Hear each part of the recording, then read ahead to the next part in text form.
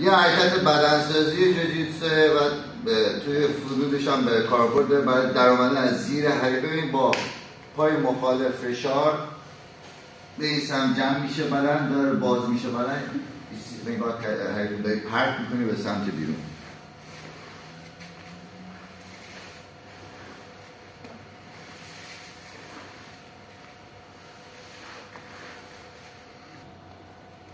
پا از این میاد بیرون به همین صورت. بعد یه مقدار حرکت سمت جلو دوره همین رو برمیگردیم.